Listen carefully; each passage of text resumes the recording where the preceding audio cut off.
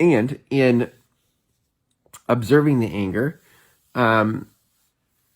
one, just observing it is helping, right? I'm like, not just observing it, but understanding that underneath anger is pain, and underneath pain is a fear. Understanding those three things for me has been super helpful, because now I'm starting, and also, here it keeps coming, and underneath that, that anger is self-righteous and doesn't care about anyone. Anger just wants what it wants, when it wants it, how it wants it. That is also helpful to know. Because what I know intellectually is that things never go the way you want them to. Like there is never a time in life where everything's going to go exactly how you want it to be. That's just not how it goes. So how absurd that I would live in a space of, I want it to go this way, when I want it to go this way, how I want it to go this way, and that is my expectation, is absurd.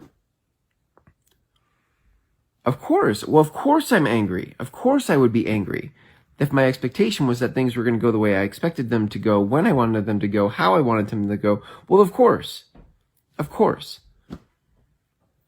So, noticing that, working in the yard today, oftentimes when I'm working on projects, that's a great place for me to get angry about things, because often when I'm working on things, things don't go the way I want them to go, when I want them to go, how I want them to go. But today I was just noticing, that's it. I was noticing, period. So things would things happened that happened.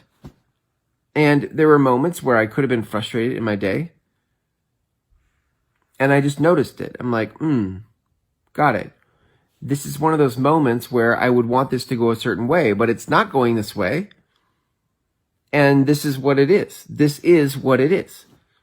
This is the way it's going. This is the way it's going.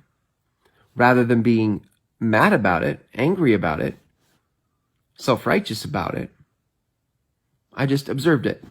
Now, this is what I, back to the Heart of the Soul, the book Heart of the Soul, this is what I believe Gary Zukav was talking about with detachment, right? Detachment is being able to be present in this moment with whatever is, even if it's not going how I want it to go, when I want it to go, how I want it to go, right?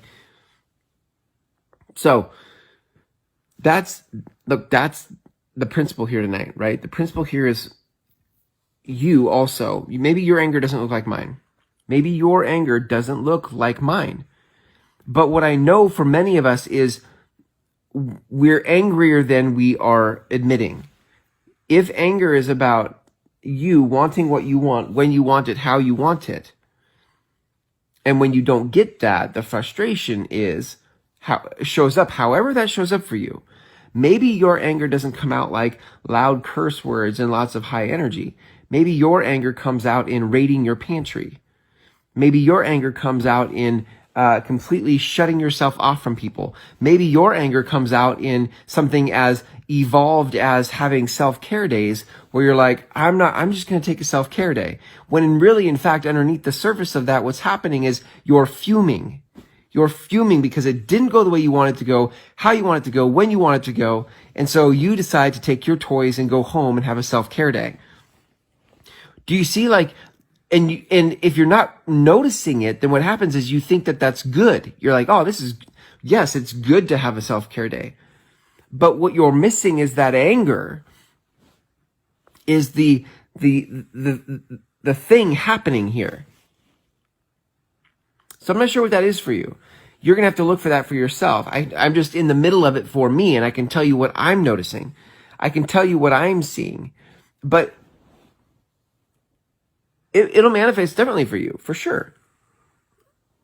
And as you start to notice it for what it is, by the way, you can start to actually just be with the present moment, going however the present moment is.